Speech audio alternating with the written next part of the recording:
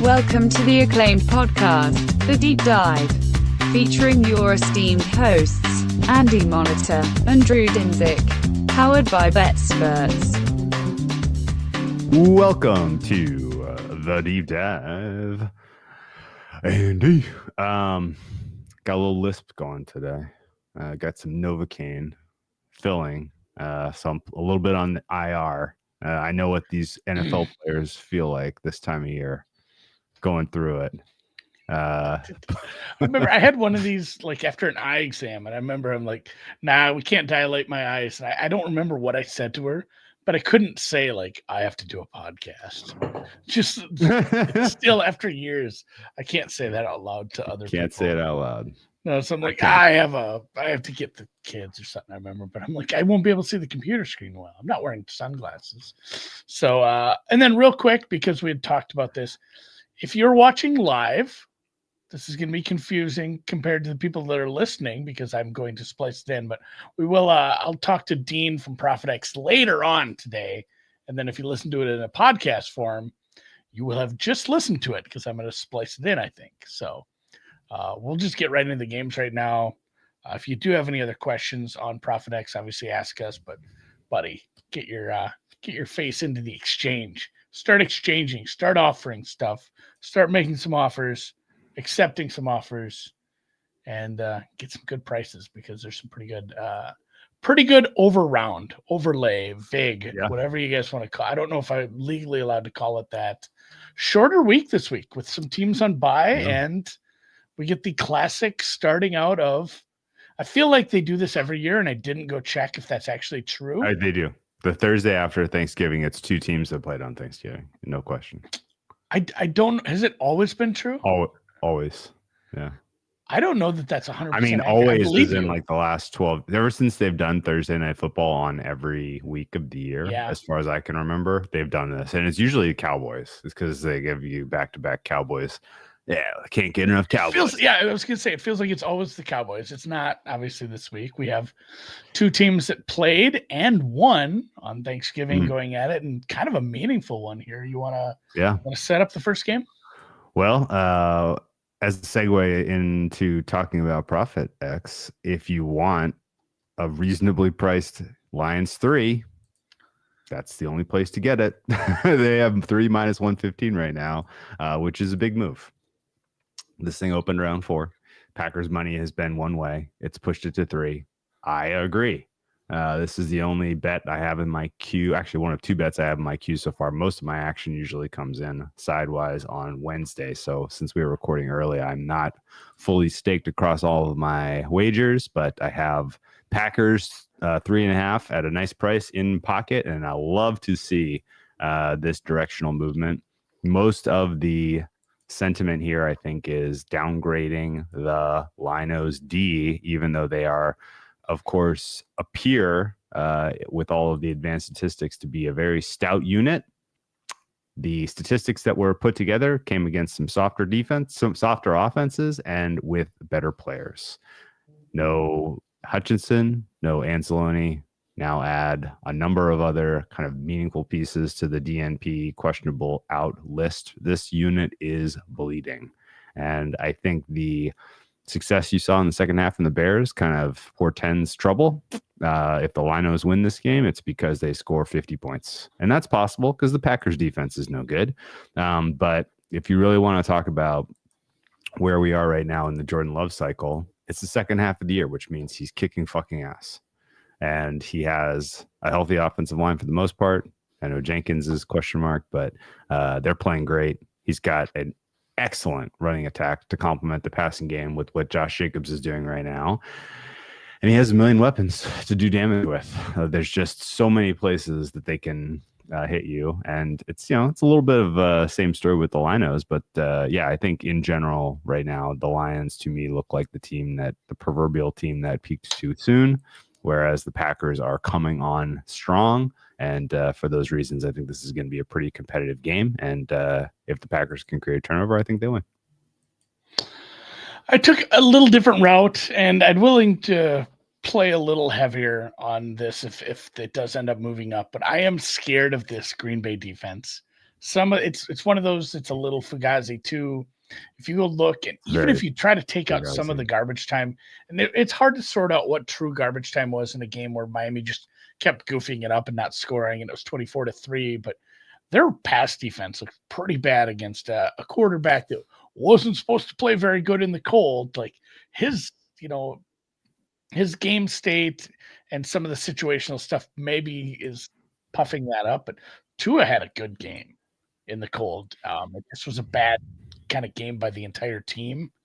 And then obviously, you give up that turnover right off the bat with the muffed punt. Like shit just kind of got a hand in a hurry. But I don't think all that highly of this Packers secondary that's been kind of banged up.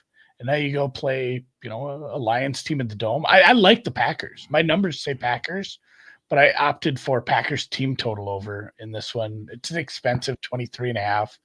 But I just Is it? I think it was like, no, I mean it wasn't like -110. You're paying like -125, 130 to get 23.5. Oh. So I'm saying if there's a 24 at even money, I gotta hunt around. I'd be fine with something like that. I think there's a lot of situations where they get there and don't cover, where I still get 24, 27 points, and we end up with a really high scoring game because it's like you said, it's not a usual Thursday game where teams are a little more vanilla on offense. Like and it's not one of those too where you have it early in the season where are they going to hide some of the stuff, save it for the playoffs? You can't afford to. Like the Lions losing this game, it's crazy how they sort of have a tenuous grasp on the 1 seed. Yeah. The Eagles. I mean, if it were only the Vikings, who they have the head-to-head win over, but I mean, it's the Vikings and the Eagles right there. Can you imagine like sitting and in the Packers? Yeah, to be fair, the Packers would be in a good spot too because they'd have that head-to-head win. But sitting in the catbird seat for 14 weeks almost, and then getting the 5 seed, boy, what a bummer! What a bummer for the people of Detroit if that really fell off. So a 5 seed's not even guaranteed. Yeah, you could end up behind Minnesota, Green Bay, and Philly, and Philly, and end up with you might be the 6 seed with like 14 wins. Be really funny, but I'm pro especially because Packers didn't the Niners get the 1 seed last year with like 12? I think they were 12-5 and ran away with the 1 last year. Weird. I wouldn't even. I guess you can rule out the Commanders from passing them. Commanders probably locked into the 7 right now, but yeah, Green Bay's got 9 wins, 3 losses. Like they split with Detroit here. There's tie breaks available. They could flip them and beat the 5 while Minnesota's the 2 and Philly's the 1 and Detroit's stuck in the 6, which would send them to Seattle. It's not that bad of a draw. It's a favorite, obviously. Yeah. Obviously, I guess in the world of what do you want, if you're the Linos, if you're not the 1 seed, a home 2 is good because then if you take care of the Commanders and Daniels in his rookie campaign, presumably then you're home for week 2. Hosting a 5 or a 6. Minnesota. Yeah, a 5 you're at Tampa, Atlanta probably. A 6 you're at Seattle, Arizona, maybe LA. That's probably the worst outcome for you is if LA gets the 3 and you're the 6. You could have a better record than LA and be on the road. The worst that's almost certainly I think the worst outcome would probably be Green Bay or Philly getting that 1 seed and having your NFC title game going through a cold weather city in January. Yeah. For Detroit. NFC championship game is the early game this year though, right? You'd much rather play. I know, but it still could be cold and shitty compared to what if we played this in Detroit or Minnesota? Be better for you. Yeah. I guess so. Where I was at kind of going that long road is I was just trying to see like this game has huge implications for the NFC North champion first and foremost, but I was kind of trying to unravel the layers of the onion of how much it matters for NFC championship equity for the Lions. Obviously not having the 1 seed is massive, but the difference between 2 and 5 and 6 is probably not that great. Would you agree with that?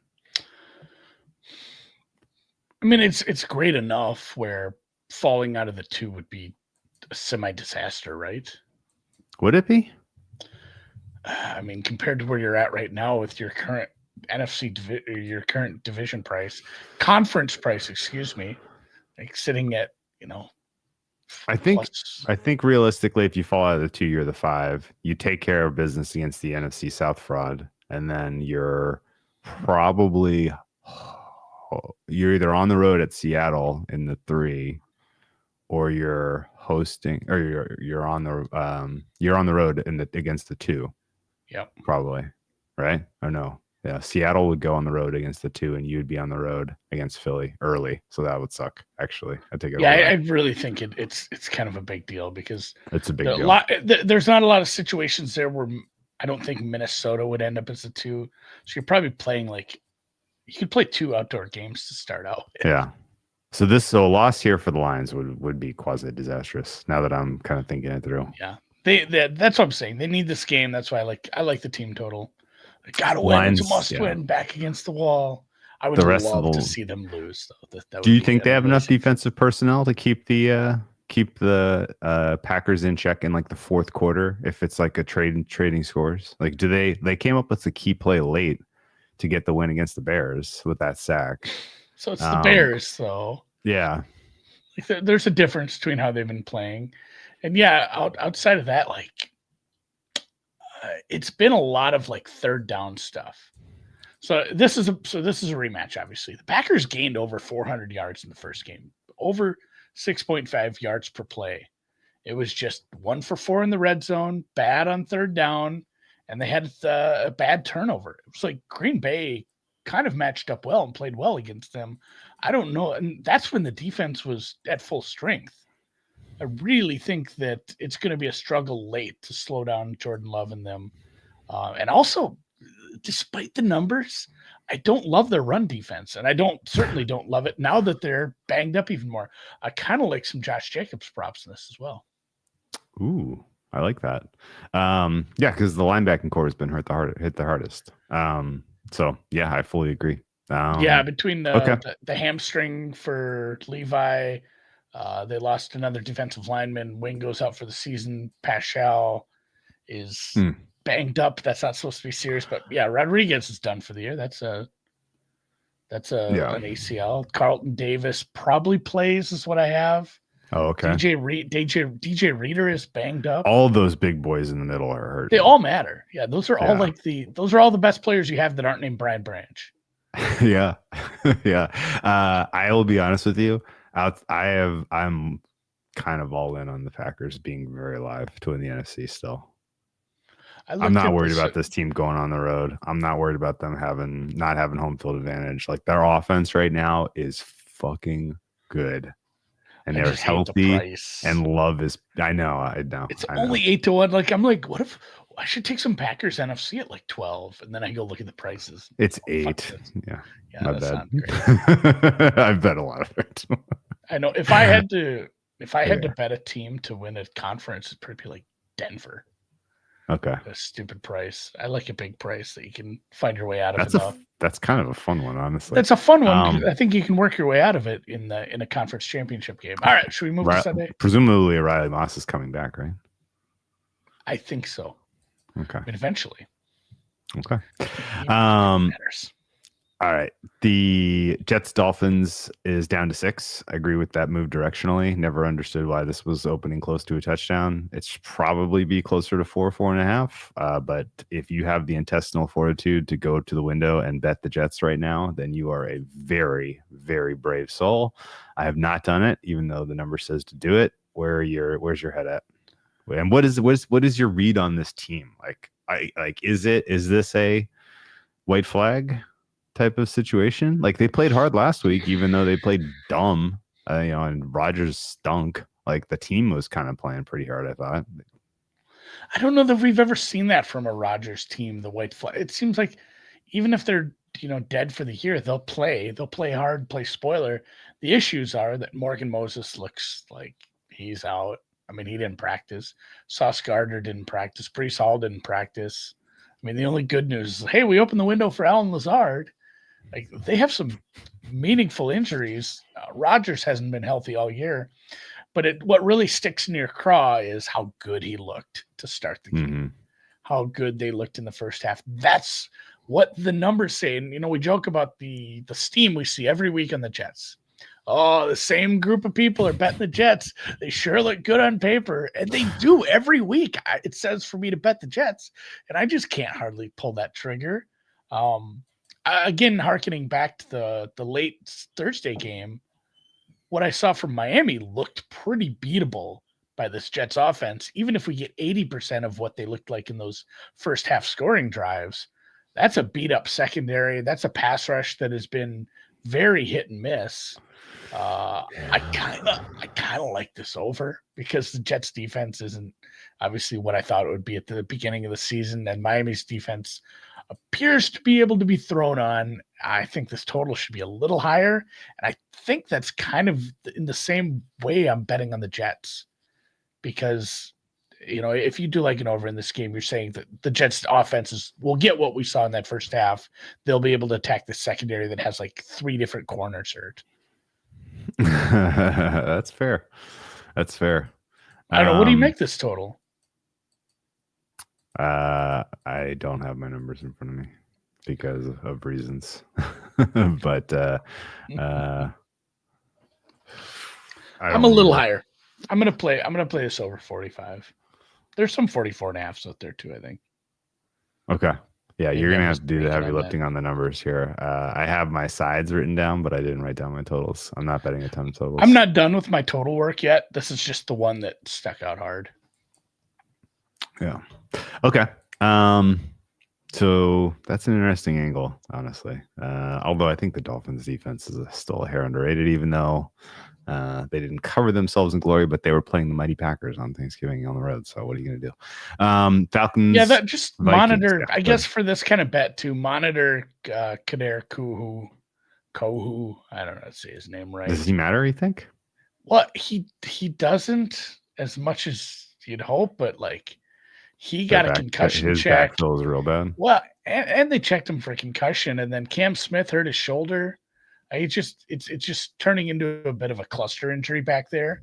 Their defense has looked good at times, but if it turns out those guys are banged up and not 100% or not playing, then maybe the Jets look like the mighty Green Bay Packers offense. Okay. Well, the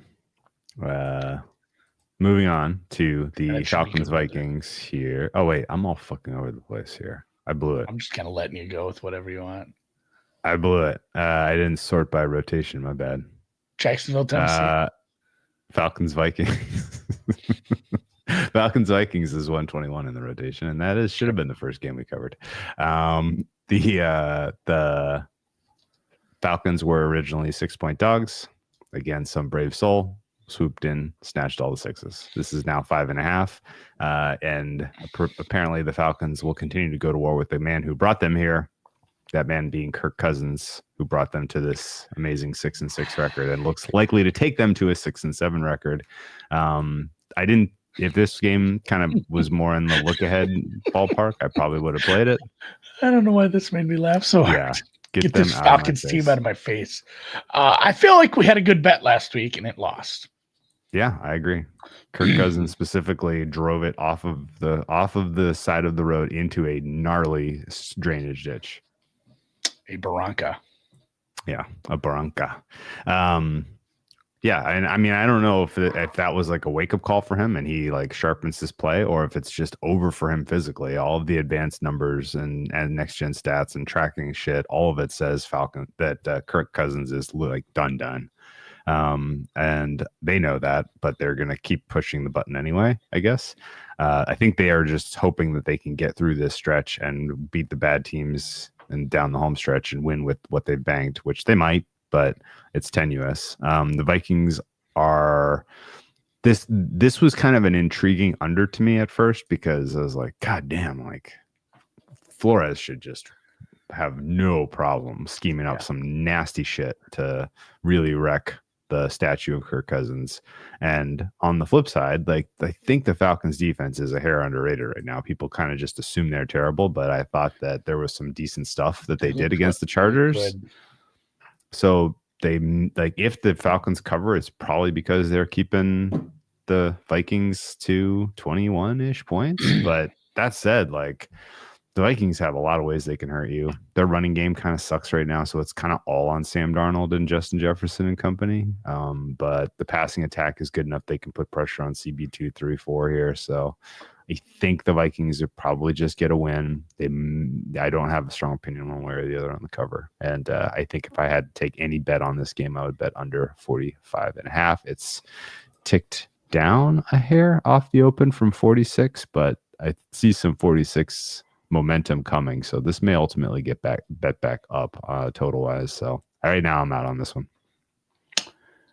Yeah, you kind of said it there. I haven't had a lot of time to rewatch games because I'm going on vacation, in case I haven't mentioned that. And I've been trying to get ahead, but I would love to rewatch the Chargers game. And also, like, I don't want to watch that fucking game because I lost a bet on it.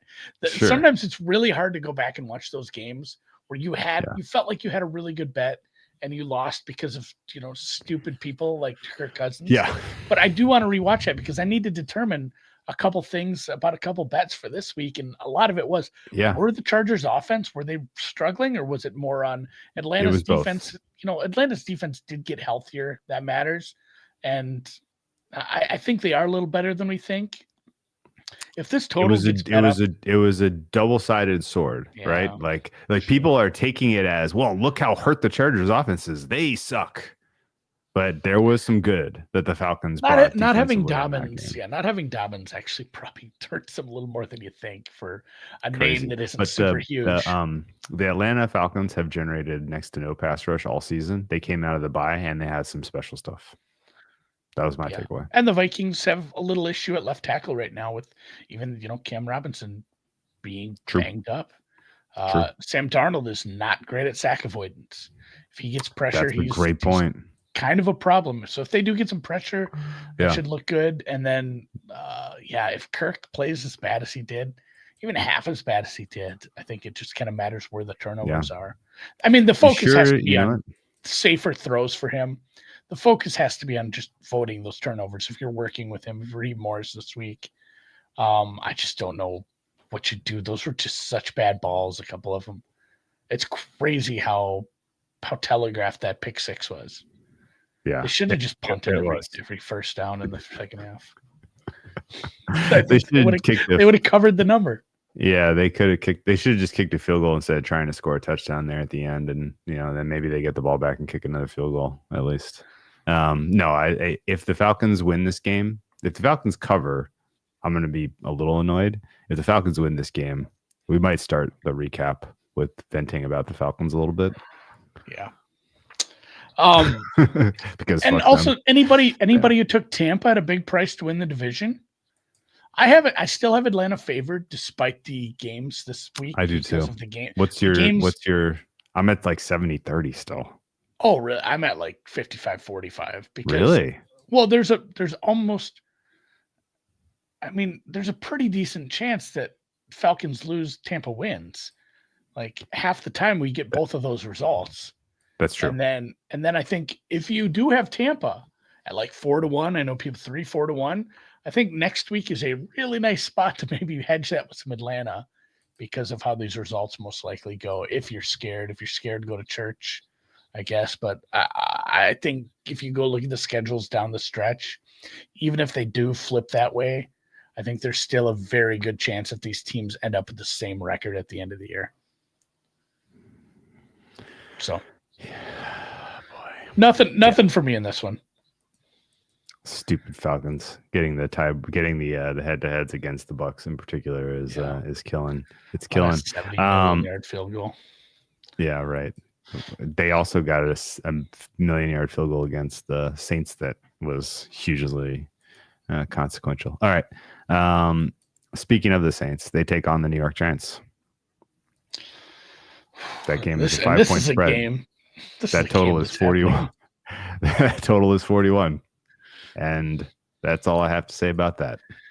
Taysom Hill injury is such a bummer because that team is kind of fun. Yes, I know. Because Rizzy wanted to just mash the Taysom button. I think he said, like, how do I win as an interim without having to, like, I can't remake this offense. What if I had just some really fun player that can play all the positions and I just use him at a 5x rate?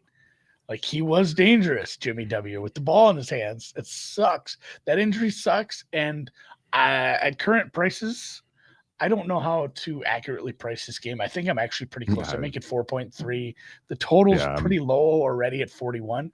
But did you see the Giants injury report today? I mean, both sides of the ball for them. It's been bad with, Dexter Lawrence dislocated his elbow, IR. Theo Johnson, IR. They had another defensive lineman get hurt. By the way, if you didn't already know, matters a fuck ton for this game. Yeah. It might be a good Kamara game. Deontay Banks didn't practice. Jermaine Illuminor did not practice. Evan Neal, Bobby Okereke did not practice. Like, problems on both sides of the ball for the Giants. But man, are we laying 5 points on the road with the Saints team at any point this season? They do have feeling good about that. They do have Marquez Valdez-Scantling. Just bet him to score a touchdown. He's going to get some deep shots. If he catches them, you're going to win. You should Scantling to score a touchdown, under 1.5 catches and over yards. Like, like he catches one ball and it's an 8-yard the 3-pronged inverse correlation parlay. Parlay. Gnarly. That would be gnarly. If he falls down at the 1, you're just going to die. Well, if he drops the ball in the end zone on a 70-yard bomb, you're going to die. Not a lot of strong. Can we do over? Game, can we? They don't offer markets on targets, right? You can't do over targets under receptions. So you can. You can, but not in a parlay. Not in a parlay. Oh, not in a parlay. I don't think because maybe I'm misspoken, but I did. So I found it on Bet Online. I found targets for it's small limit props, but I found targets for Sutton on Thursday night. End up playing a little of that because I'd already played catches. I'm like, 8.5 targets. I might play this too, and he got there. I'm like, who else are you gonna throw the ball to? The white guy. It is my target market. Yeah. Eric McCoy was hurt. Saldivari was hurt. Honey Badger was hurt. So there's some injuries to track here too, but I'm pretty much on market and not interested in betting, watching, thinking about, or discussing this game. Moving on. Okay. The Jaguars are playing the Titans, Andy. In a throwback to days of old, we have an absolute means nothing, dog shit, trash AFC South game. The only shocker is that this is not on Thursday Night Football. We don't get a sky blue mustard gold color rush here. I'm guessing this is I saw a huge number when this opened and I was like, really? Titans are worthy of being this big of a favorite against anyone? And then I looked at the Jags and I was like, yeah, okay, fine. It's 3.5, 4 right now. That's fine. No opinion. Where you're at.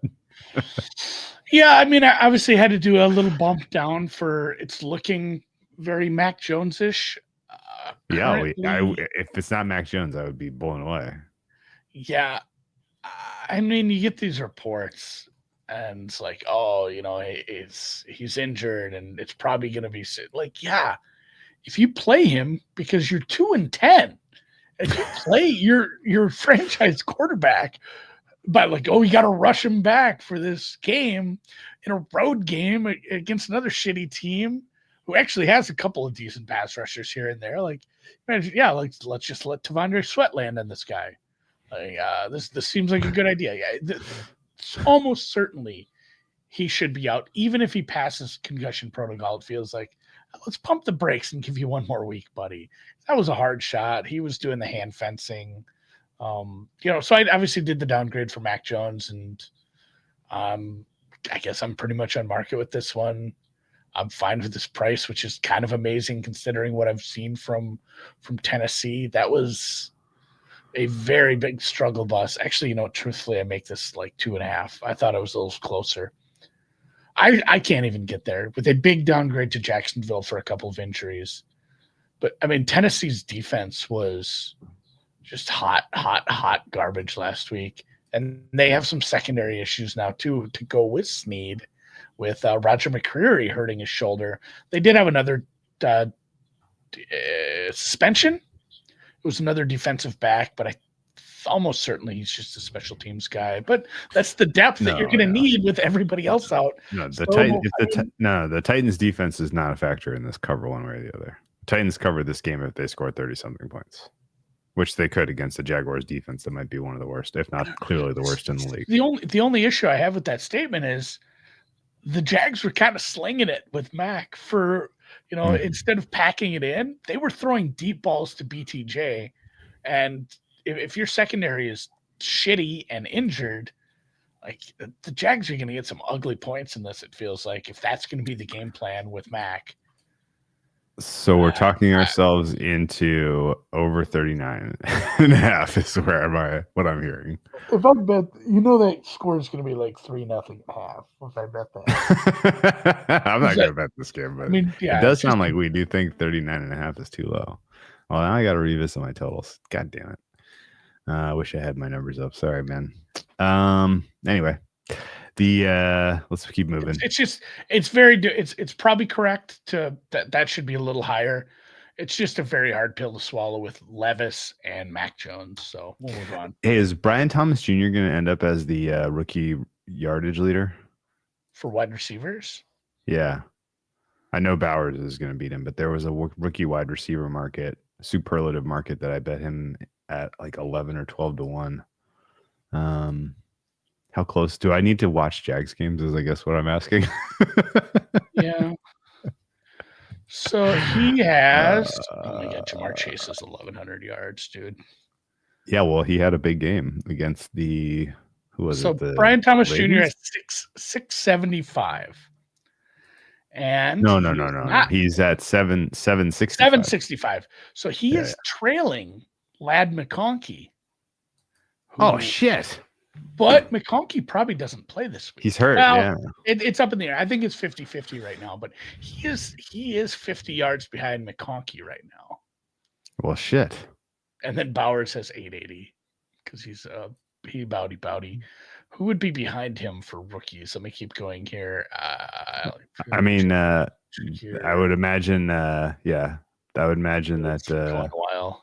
Harrison and Neighbors are kind of in the mix-ish. Not right? really, bud. Not at all? Huh. Harrison has 600. So he's a couple hundred, 160 behind. Neighbors has had some bad weeks. He's only got I missed 740. Yeah, 740. I skipped right over him. Sorry. That's okay. Okay. Harrison. It's a tight one. This is fun. This is kind of tight, yeah. It's amazing to me as I look at this list that Brock Bowers is the number 4 yardage leader among all receivers this year. That's insane. And you know what's even crazier, Andy? He's number 1 in receptions. I gotta find the stat. He's a unanimous AP first team tight end as a rookie. That's got to be rare. Are we missing the fact that Brock Bowers is having like a Gronk type of year? This is crazy.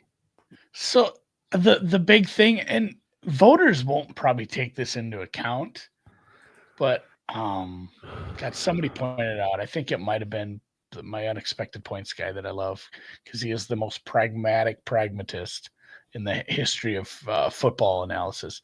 But he basically points out like, well, are we, does he have any competition among wide receivers? Like he has to get the volume. He's their best receiver and they're behind a lot. Like it does kind of point to this. And there was some other stats that kind of knocked it in the dirt a little, but it's still, it feels like a reach to try to say anything bad about Brock Bowers at this point, unless you're making fun of him.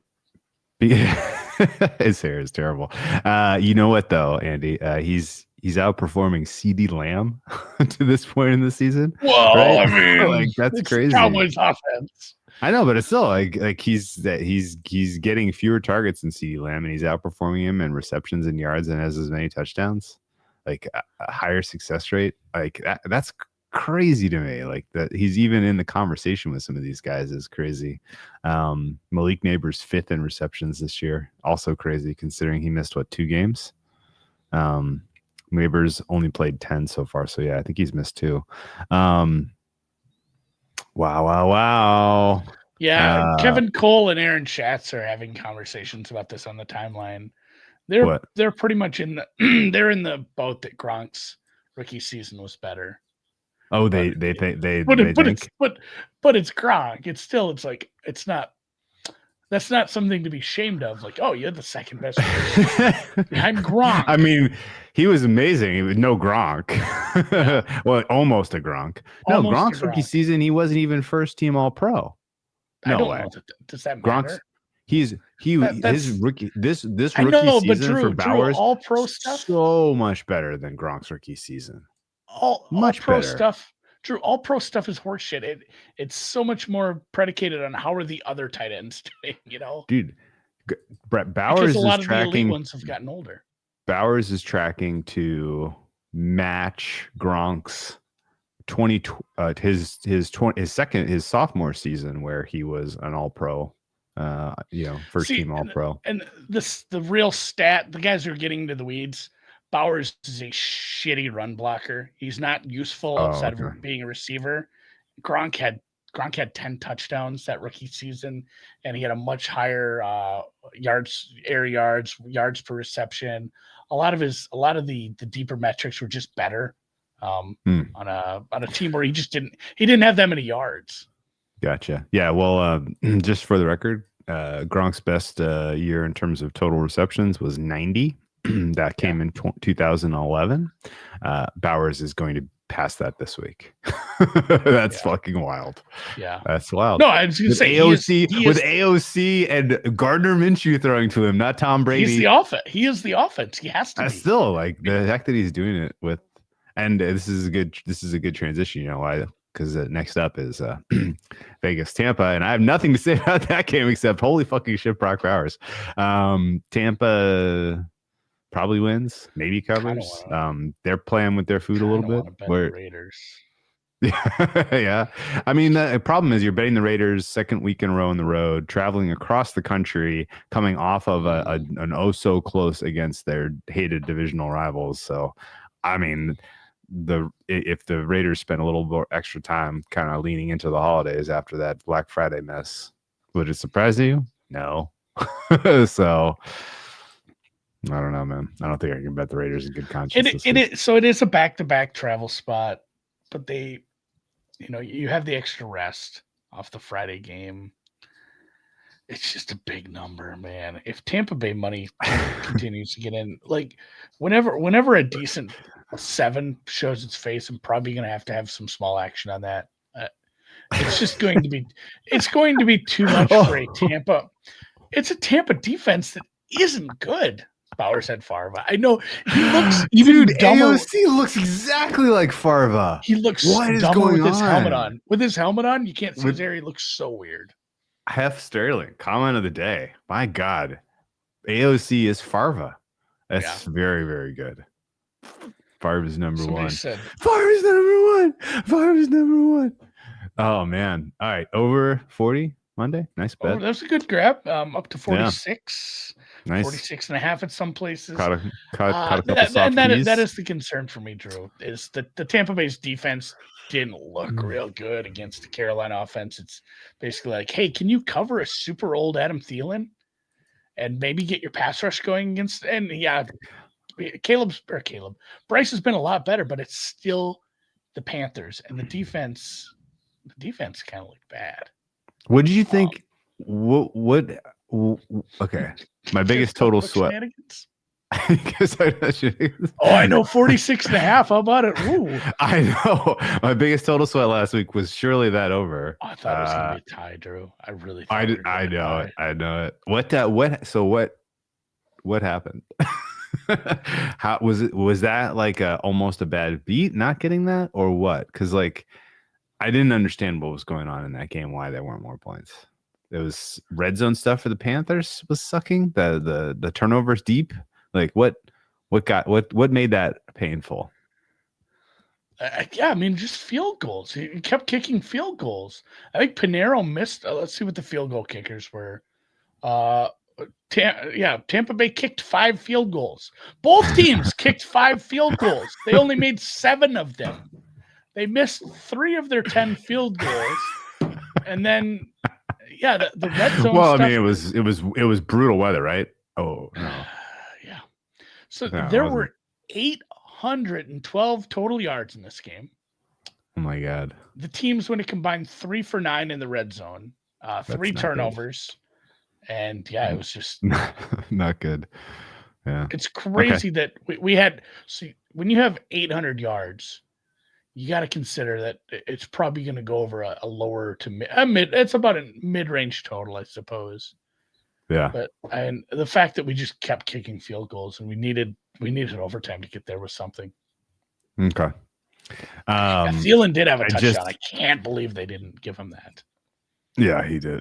So the by the way on weather, I just want to mention, jumping back to Jaguars Titans, it does look like rain. That's the only weather game, really. Yeah, that might be a little bit of a damper.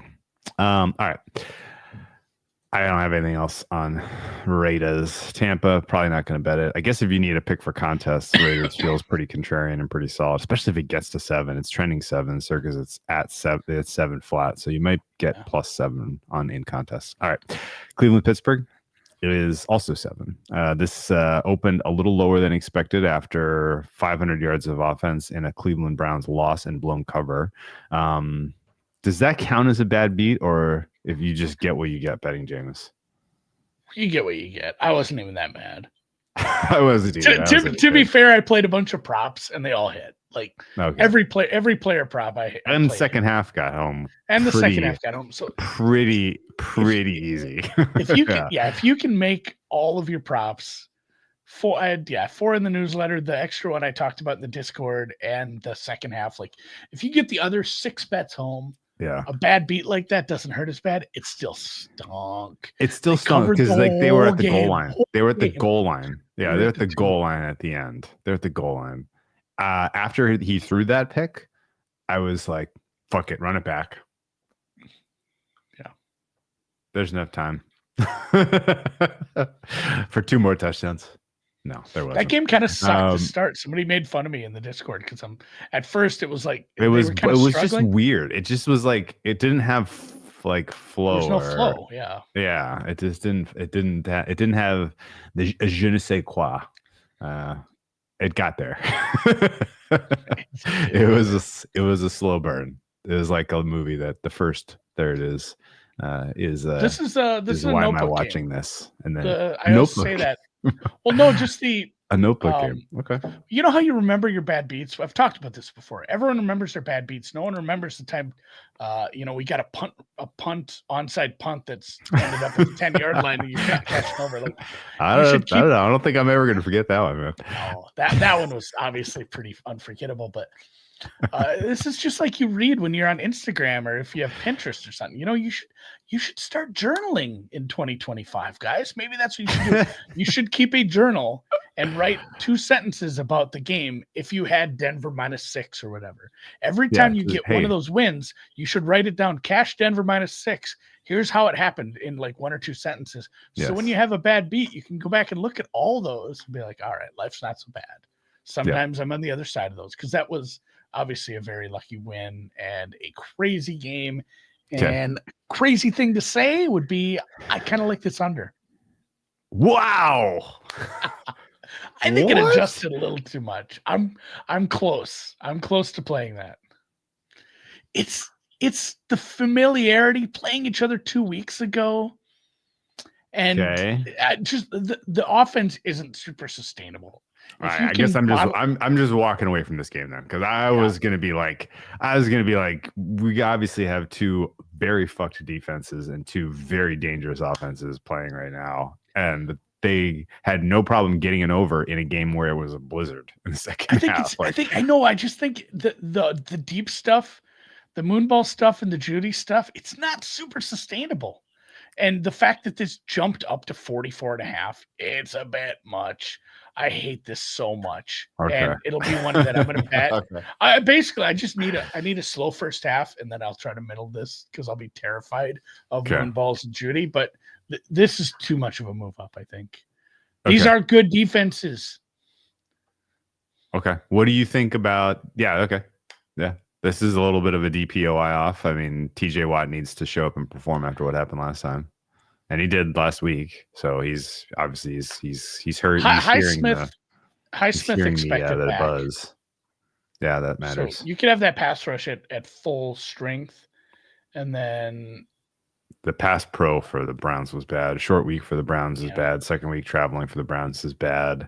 Jameis potentially getting put a little bit in a box, at least in terms of what they asked him to do because of what happened, is probably on the table. Now, they tried to come out and run against the Steelers in the Thursday night game, and it was helpless. And so they quickly abandoned that. And I would imagine you're on a similar trajectory here, but wow, you think so? Okay, so I need to just chill out and walk away from this one then. That's where you would think, like, we saw what worked and what didn't work against the Steelers, and we saw what very much worked last week with the Browns and the Broncos game. You would think Austin and Tomlin could get their heads together and put together a good game plan against a familiar team. And again, this is going to hurt so bad because the first half will be 10 drives, and it'll be 7 punts, and then a scoop and score touchdown and 2 70-yard bombs on 1st and 10 from their own 30s. It is going to be 14 to 3 or 14 to 10 or something with like 8 punts in the first half. There's going to be a lot of good defense, and then you're going to get a broken play and a moonball and a defensive score. It's going to sting like fuck. Actively managing this. I think if this doesn't get there, it's because the Steelers defense shows up and holds the Browns to like 7 points, and this is like 34-7. He's the Joseph Gordon-Levitt. We should walk away from this. Inception. That would have made a bad movie, though, Michael. That movie wouldn't have been nearly as long. It just goes back to France or whatever. He had a nice life there, so I don't know why he didn't. All right.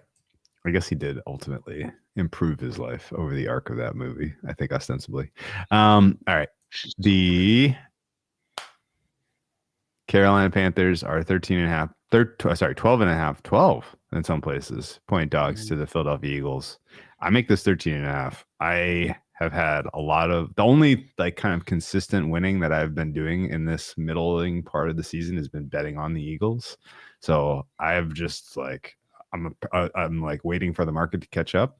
I get it. You need to upgrade the Panthers because Bryce Young's playing more like an average quarterback than like the worst of all time. But it's still a massive disparity here in talent, and you have a Carolina Panthers team that's going on the road that we actually get to see them now against a really well coordinated defense that's healthy. So you fucked. I kind of think the Eagles just pick their number and try to stay healthy here. I don't know. What do you think? Yeah, people are discussing in the Discord. They're discussing the Saquon yardage prop, which is like 110. You know, it's a bad rushing or combined. Yeah, rushing. I think maybe just rushing. Wow. A tip on that. I don't know that this will be a line, but I've bet these before on like Prize Picks. There are. I don't know if you can. Maybe you can find this at a legal book. I haven't seen it outside of Prize Picks or Underdog or some of those pick'em ones, but I've seen first half yardage for like quarterbacks.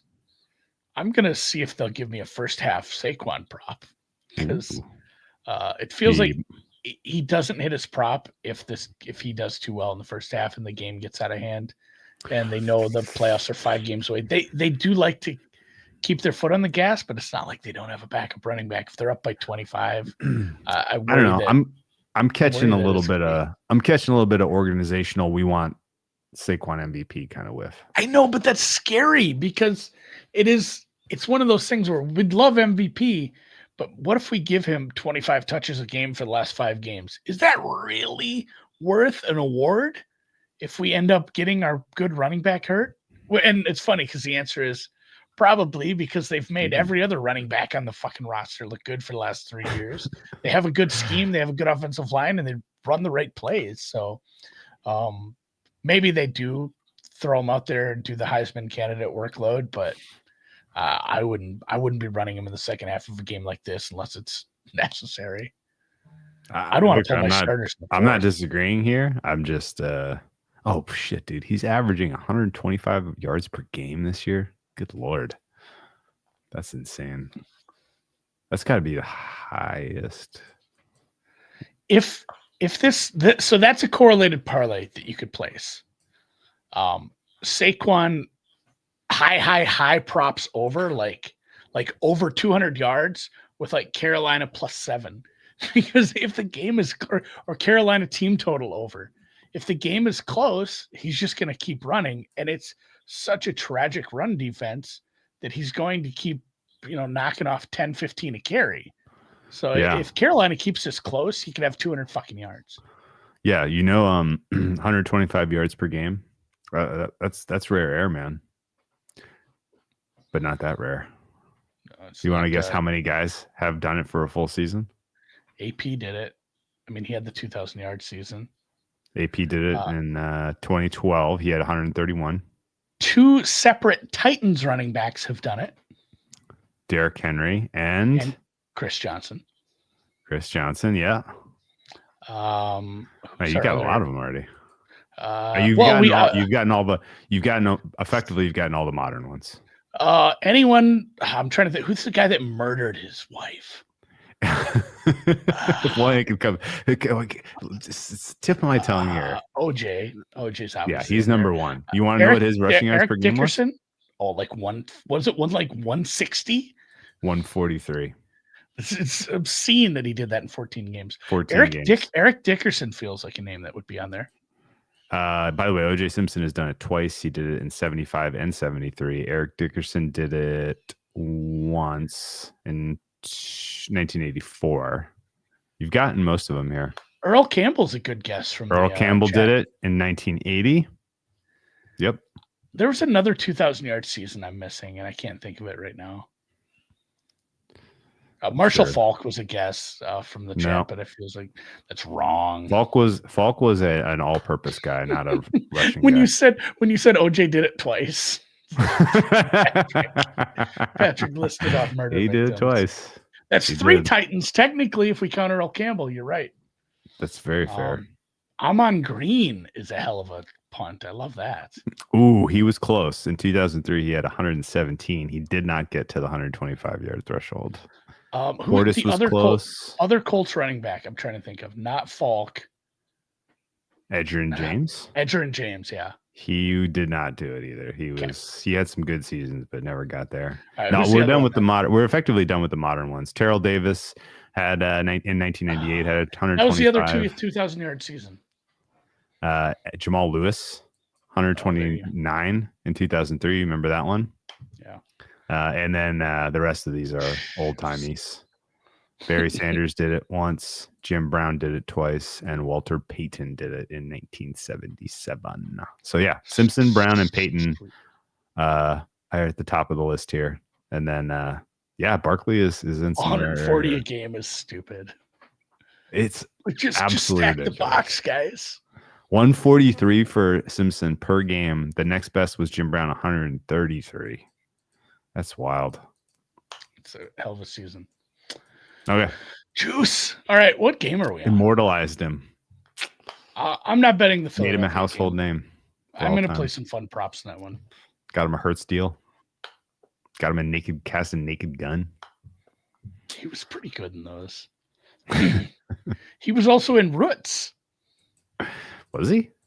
Yeah. It's only like the first episode. He plays someone in Africa. Didn't know that. Yeah. All right, let's keep moving on. Jets, Miami, we covered. Seattle, Arizona, first of the 1 p.m. slate for me, 4 p.m. slate for East Coasters, 3 p.m. slate for Andy. Actually, you're going to be on the East Coast, so you will be a 4 p.m. slate. What time zone is the Bahamas? East or further east? Don't think it's. I think it's the Newfie? same as Florida. No, I don't think it's. I don't think it's that far east that it's an hour ahead of Florida, but maybe. The second game with massive implications. Oh my God. Seattle and Arizona feels like a winner gets a home playoff game, loser is out, which is amazing. Arizona in particular, if they lose this game, they are out because their path becomes extremely tenuous. Seattle, I don't think can consider themselves clinched if they win, but they've been playing better, and they've found a way to win last week despite being outplayed by the Jets. I thought the defense, led by largely by Leonard Williams, is good all of a sudden.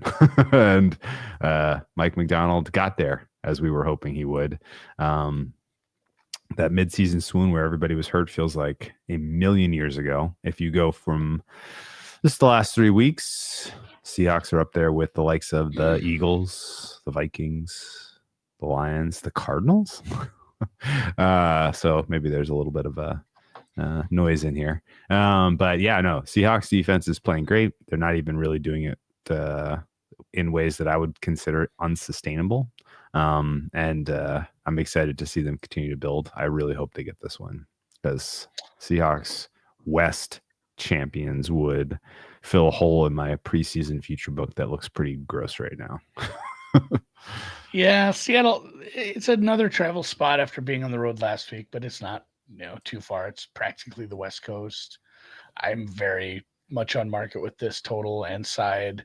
I don't have a strong opinion. I would like Seattle to win too for futures.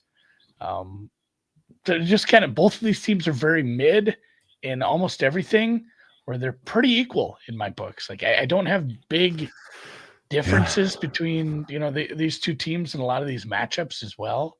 It was a decent performance on offense. They couldn't run the ball very well last week, but that's been a front that's been okay against the run, I guess.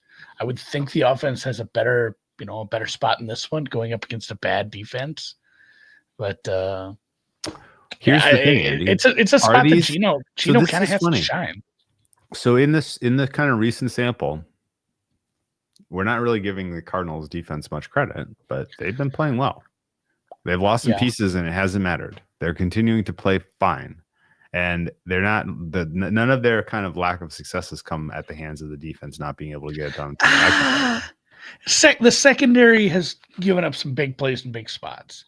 Like the secondary probably. I mean, the decision by the head coach there to go up by 6 probably cost them the game, but the secondary cost them in big spots, and this game gets no easier going up against another good passing offense. I think that's probably the biggest advantage. If Gino has a good game, if he doesn't throw his traditional end zone pick, he should have a good game against the secondary. That's been it sounds like you have 2 funny contrarian totals.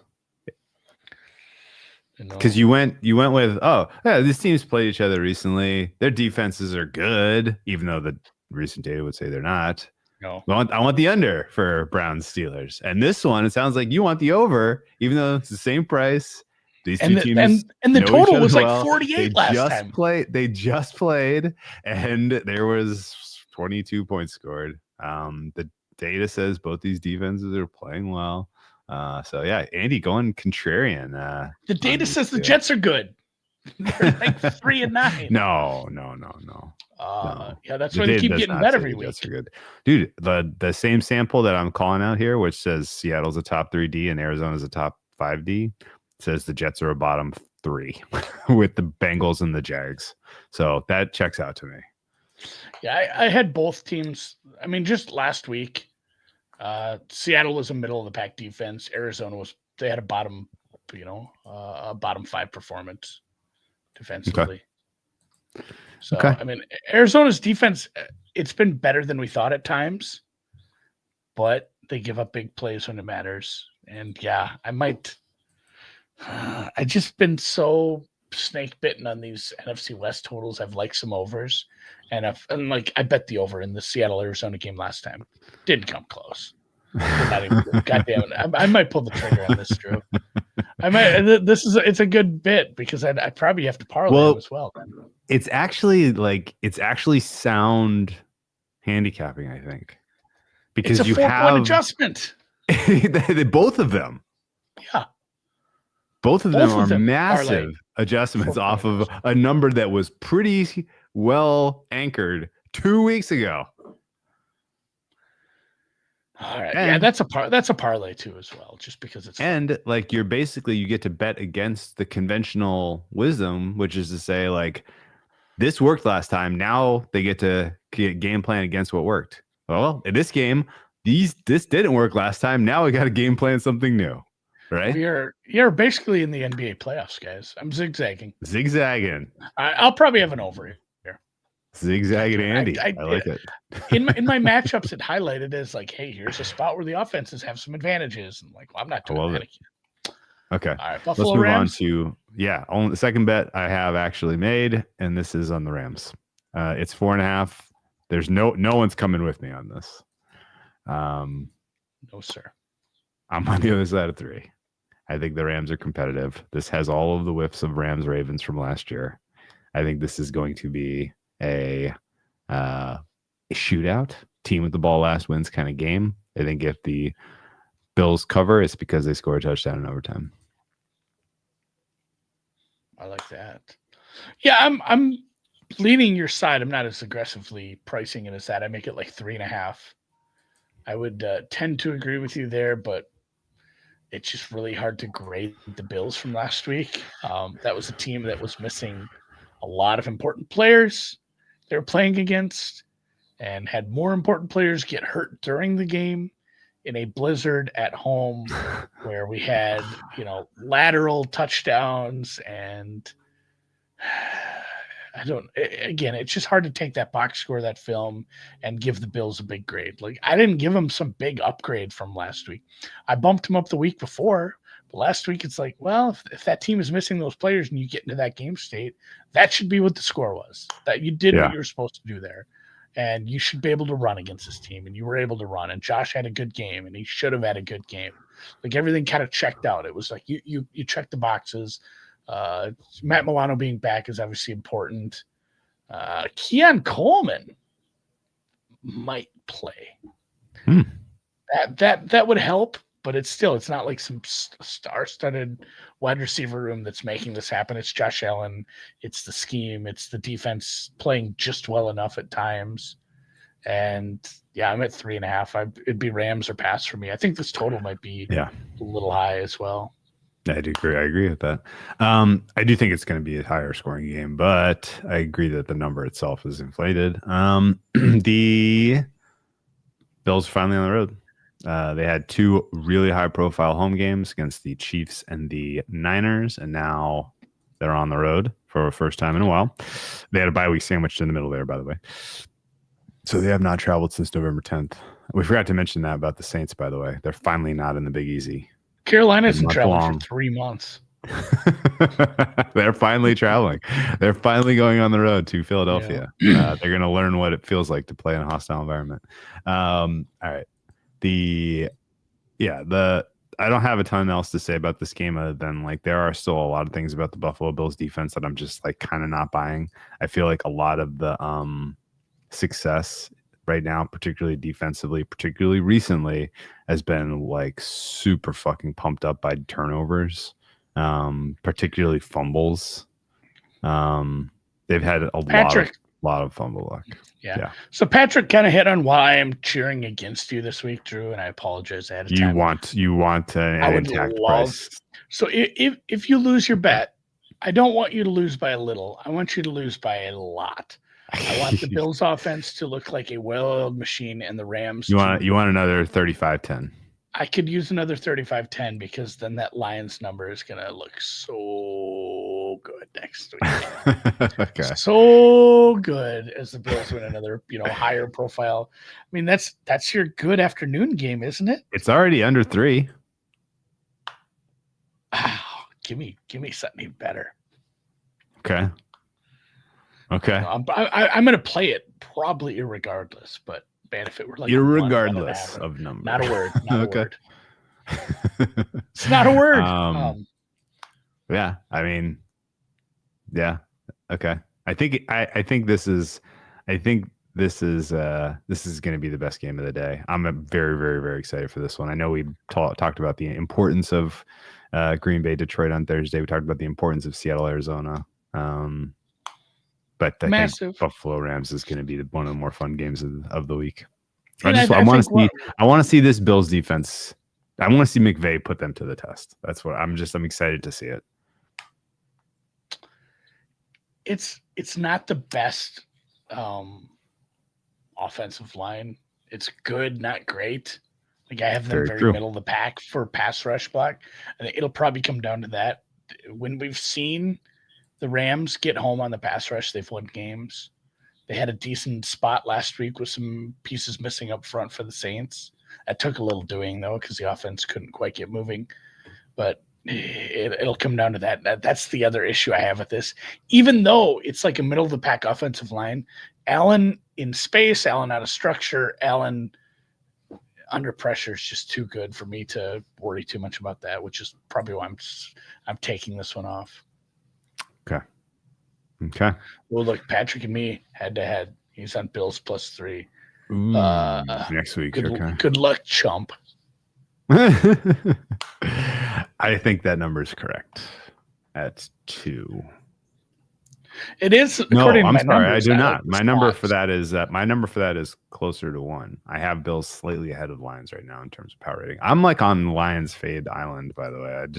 I'm not because the market is against them, obviously, but this week. But I'm not close to some of these other public power rating numbers for the Lions that I'm seeing. Sorry. All right.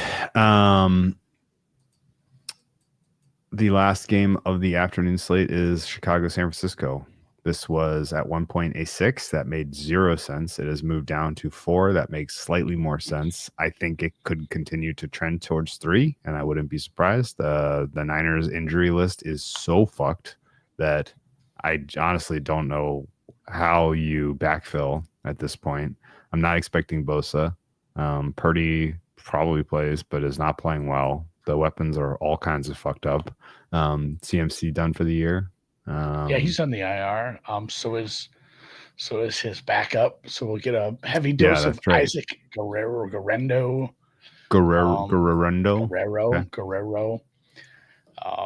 Jordan Mason, that was a high ankle sprain. He's gone. Banks in the concussion. Elliott in the concussion. Bosa will be evaluated, but they say that every week. Hip and oblique. Doesn't feel like he's going to be good to go. Trent Williams had obviously the tragic situation. I don't know if I could play if my wife had a miscarriage, stillborn birth. I don't know if I could play like 5 days later. I wouldn't expect him to. I mean, just think about like anybody you work with. If that happened to somebody, I'd probably take a couple of weeks work off if I had the time. Especially if it's Trent's also been beat up, so I don't know if he'll play. It's a mash unit, and then the Bears have all the bounces, right? It's we got rid of the coach we fucking hated bounce, and this is a team we could beat against.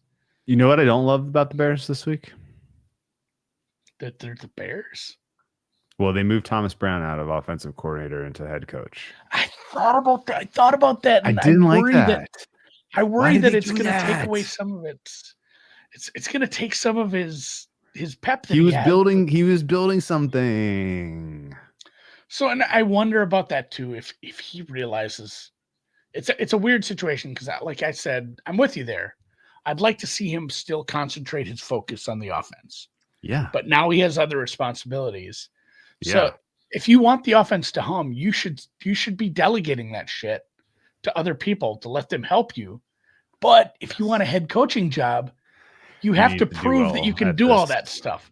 You have to prove you can handle those responsibilities rather than delegating. So like for the success of his offense, he should be taking less of a focus on this head coaching job. But for the sake of his career, his bank account, and his life, he should be head coaching his ass off, which is kind of a, at odds with, you still need the offense to play well. And Do this you is a think spot where you could win. Do you think that this is a true audition? I really wonder, because the Bears have been odd about their hires for the last few, cycles. Who's the Canadian guy they had? Jesus, they've had some bad coaching hires. John Fox was washed. I forget who the Canadian guy was. The Alouettes Somebody guy. help me with that. Yeah, he was a Canadian guy. I think they're all still bouncing around. Nagy's going to win a Super Bowl again. I don't know if they'd consider Brown. Mark Trestman, thank you, Chad. I don't know if they'll consider him, but I think they have to. If he was their offensive coordinator for a little bit, the offense looked a little better. He's taking over. I mean, obviously they trust him enough to do this. Usually I think when they take like a special teams guy or somebody lower and just say, you're interim, they're Jeff Smith. Placeholder. You're a placeholder. Yeah. When it's someone who is in a coordinator spot, but he got elevated to the coordinator too. By the way, I know, but he has been a coordinator before. He was with in Carolina. Yeah. That's where I wonder if they're giving. He got elevated to that one too. We haven't seen him coordinate a full year, have we? No. We've seen him. What else? I think of the internal candidates, he's it. I'd love to see somebody has been floating Chucky. I wouldn't hate that. I think he's still got some juice left in the tank. He is such a huge phenomenon on TikTok, though. He would walk away from TikTok money. Who's the Lakers coach? Or not the Lakers coach, the Green Bay basketball coach.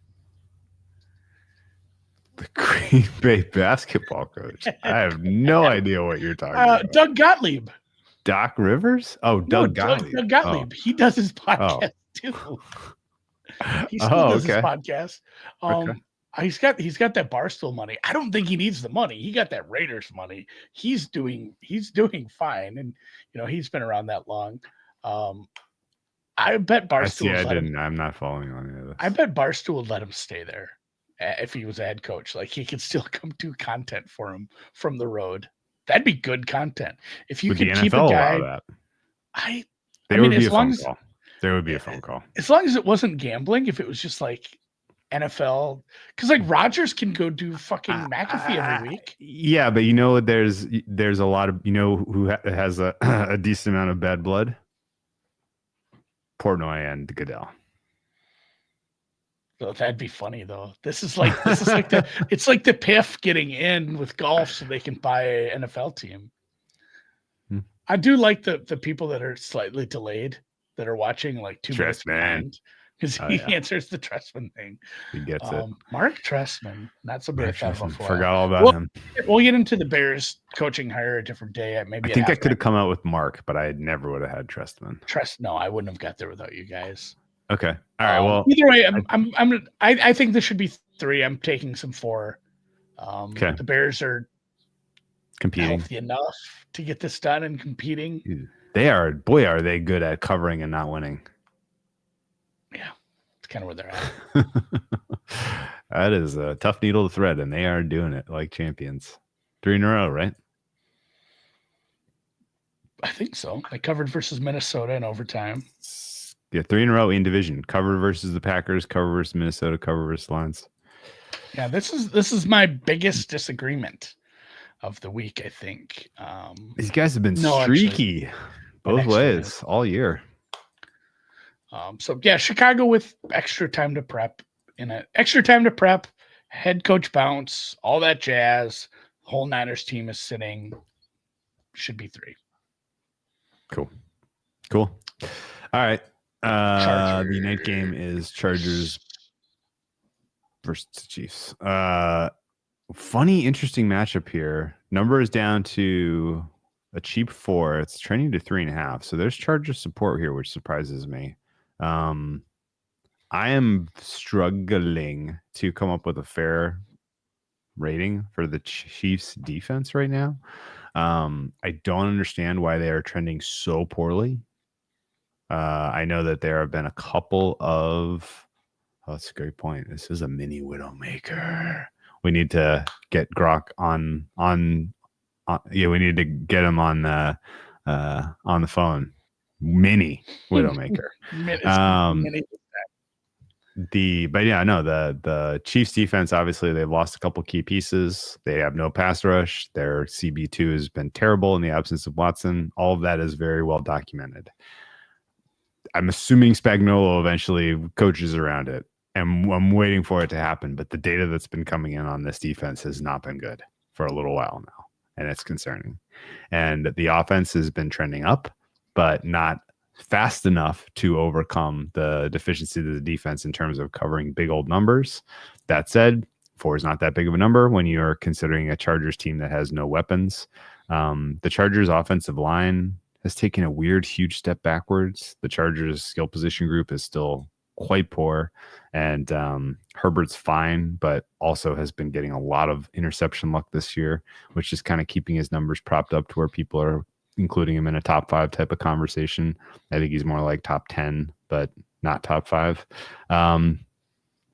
Where's your read here on this market, this game? And do you think this is sort of the Chiefs bring out the good plays type of game offensively and make a statement? I should find what I wrote today about this, because I think that resonated kind of how I feel about the Chargers. The Chargers defense did a great job of standing in the way of Kirk Cousins' errant passes. Like they surely did. It's not that good of a defense. It's good. It's not great. It should have gotten racked for a few more points, I would think. And it's a big step up in class. Although Mahomes has cleaned it up. Mahomes has cleaned it up quite a bit, obviously. So I think it's probably a tougher test on the road in division. This is another one of those where we have the teams with familiarity, but I make this 6. I can't quite get here. And that is with some downgrades to this Kansas City defense. But the way I saw that Chargers offense look against a team that I would consider a worser defense. Yeah. And what I was getting from that Chargers defense, honestly, outside of the interceptions, was pretty poor. And yeah, I can't quite get these numbers anywhere close. So I don't know how you beat this team if you don't have the receivers that want to make anything happen for for the Chargers. Like Quentin Johnson, it just isn't happening. No.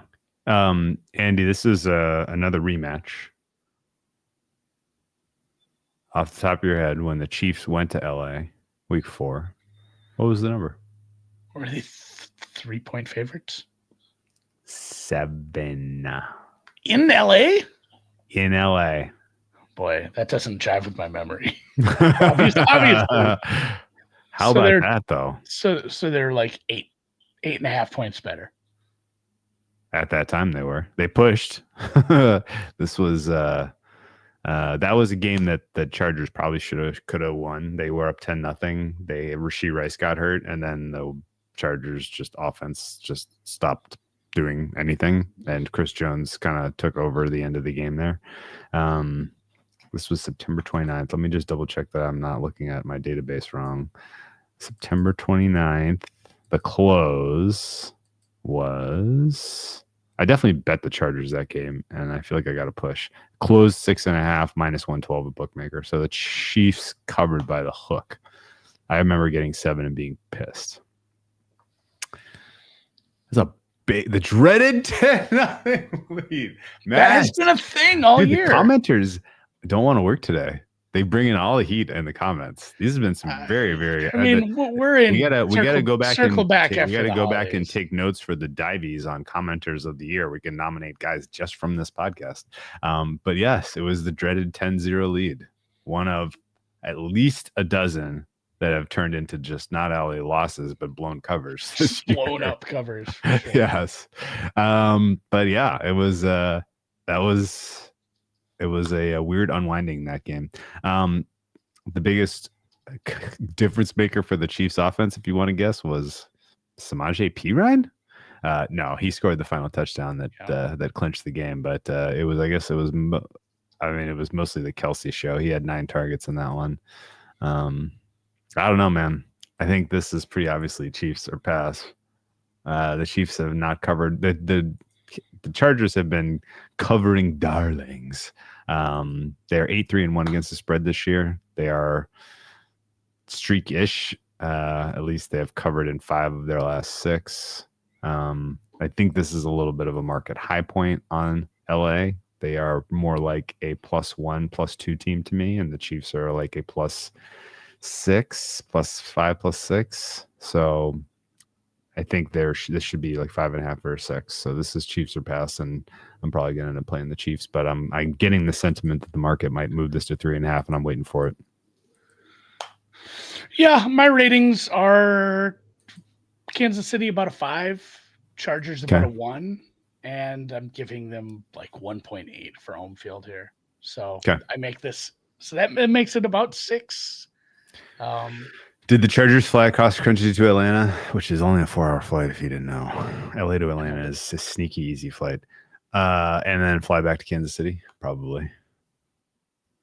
Because of Thanksgiving. I would think they went back home because of that and everything else. And yes, obviously the travel disparity the rest disparity with the mini Widowmaker. Like I just can't quite get out to this number. So we'll see how it goes, because I hate it. I hate betting the Chiefs as favorites. It's like, oh, they won. I got a last second field goal to win by 2 again. Like, why do we keep doing this? I seen a message come through on the Twitter too. I was doing this. Shout out Hunter. Yeah. The mini Widowmaker. I know. I'm gonna have to stretch it. I'm gonna have to make it bigger. We're keeping that one in as well. So I'll be on the Chiefs, baby. Okay. Monday night, closer out. Yeah. Hold your nose and play the Dallas Cowboys, I think. I mean, what the hell is this number? What if I said that? I was a little 5.5 is a big fat number for a Bengals team that can't defend effectively, and a Cowboys team that is playing hard, if not especially well. What this has like all of the whiffs of the Bengals have to drive to win late, and win by a field goal, maybe a touchdown, but 5.5 is implying that the Bengals are still a good team, and they are not. Dallas is like -4 for me right now. Bengals at best are a neutral. Bengals defense might be second worst in football after the Jags. Or just flat out it is. What? Yeah. What do you have your Dallas number as? I'm a -5. Okay, I'm -5.44.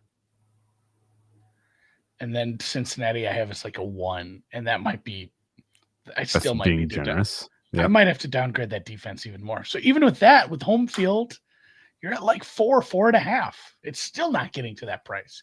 And I'm probably high on the Cincinnati Bengals at this point. So, and again, Dallas should get a little extra bump for playing off Thursday night game. They had extra rest as well. So I'm probably at about a 4 for this price.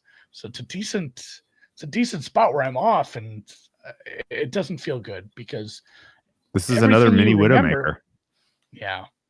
Another weird mini Widowmaker, right? It is. You don't have short rest for Cincy, but you have extra Thursday night rest for the Cowboys. Yeah, going from Thursday to Monday. Yeah, we've seen a team do that. Bye. I think that somebody did that a couple weeks ago. Yeah, you get a whole 11 days off essentially in that spot. Yeah, this is Cowboys or pass. Cooper Rush has been okay at some things, and they have some pieces. They don't have a run game. They can't stop the run. That's kind of a weakness on weakness. This is a Cincinnati Bengals team that hasn't been the best running team at times, but you're seeing these Burrow highlights, and it's we saw the jokes. We saw the jokes on this has been a big meme. The bye week meme has been massive this year, it feels like. Where people do, the Giants are on bye, and it's, bye 35, Giants 5 or something silly. But the best one I saw was it was bye week. It was like bye week 41, Bengals 38, Burrow 518 yards, 4 touchdowns and stuff. I'm like, that's like the best use That's a of good that one. meme, because it wasn't just, oh, they suck and they lost to the bye week. It's like, oh, Burrow put up another massive game and they lost by a touchdown, because that's kind of been it. He'd be Yeah. in the MVP talk if this team were any good. It's crazy how much and a lot of it is game state. They're always throwing to catch up. And he's looked good. Chase is great. Chase probably the best receiver in football right now. And it just can't get a win, can't buy a win. So this is Dallas team total over. Yeah. So Andy, we've had 2 Thursday to Monday breaks this year. How have those teams done against the spread and in the totals market? They have gone 1-1 against the spread, but both made their team totals comfortably. It's just so we always forget the team total secret pod play. If we make it the Monday night game and we do it right now, we won't forget. Cowboys. Is Dallas good to score what is this? 20? It's going to be a small number. 20? Small-ish number, yeah. Yeah, It's going to be too small. 20. It's too small. Indeed. It actually is. It is quite hilarious. It's 21.5. It is quite hilarious to me that that the Cowboys could end up winning enough down the stretch after they're clearly out of it, that they're still not going to get a good draft pick out of this season is going to be pretty funny. In fact, I like Cowboys win wouldn't shock me here at all. Like, it really wouldn't. Although they have been playing much worse at home for some reason. Who the fuck knows why? The 2 teams that had a Thursday to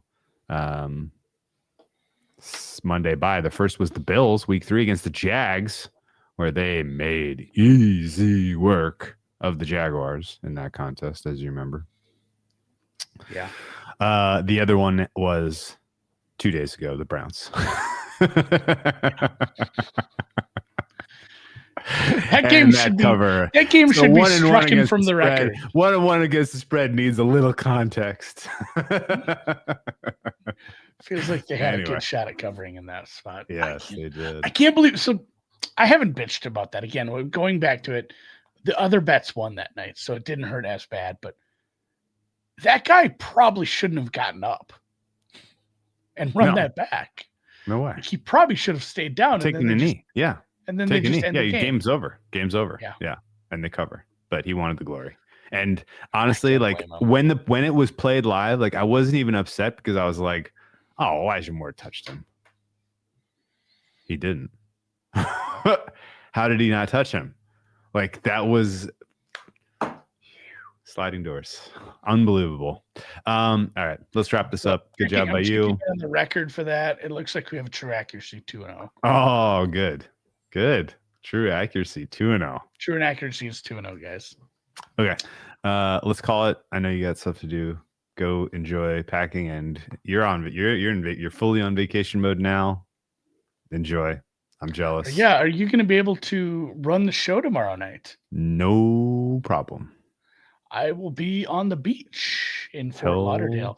I'm guessing at that point it'll be like 9:30. It's going to be dark. It'll be quite dark. Yeah, go to like a bar or something. I will be at a bar in Fort Lauderdale. Bar it up. What's a good bar recommendation in Fort Lauderdale? I mean, my DMs are open, guys. Elbow Room. I don't even know if the Elbow Room still exists, but that was. I don't know, and I'm not even sure what part of town the hotel is in. My wife takes care of all this stuff, but we are just like it's like on the beach. There's a really cool like beach. If you're near like where like the Hall of Fame swimming pool is, that's kind of that's part of Fort Lauderdale that I'm the most familiar with. Let me know and I'll give you some good recs. If you're more like in the Hollywood area, which is a lot of people are in Hollywood and they think they're in, or they say Fort Lauderdale because that's kind of also right there by the airport. Yeah. There's some pretty cool stretches of beach bars down there that I would be happy to recommend. There's a lot of good beach bars in that area. You don't have to look hard. I would just walk somewhere close. So I'm on Google Maps, and I love how detailed they get on some of these Scandals Saloon, gay bar with a honky tonk theme. What? I just love the little Scandals. Scandals Saloon, really well rated. Dude, Country take music, your line dancing, and be bourbon, sure to and bourbon lend this roomy gay bar a down home feel. pack your cowboy hat. Pack your Gay bars are cowboy hat. fun. They're just always fun. Everyone there is having the best time. Yeah, they just have getting- Pink Pony Club on repeat. Yeah, Yeah, my Spotify Wrapped came through, and I'd given my You've been daughter the listening to phone. a lot Well, of my daughter Chapel runs Run, the phone yeah. sometimes on the way to school, and Chaperone might have snuck in at number 5, which is impressive since she came on. Pink Pony Club. Little Bull says no rain till Monday. Okay, that makes 39 and a half back on the A little table. more palatable. All right, so Okay. Team Total is Team Total's Dallas. We'll catch you guys tomorrow night for halftime of NFC North border battle. Sort of. There's a lake in the way. Yes. I was supposed to hit the music or the stream, and I the don't stream. know, man. One of the two. You're on Pink vacation, Pony so I'll handle Club, this. I'm gonna keep on riding.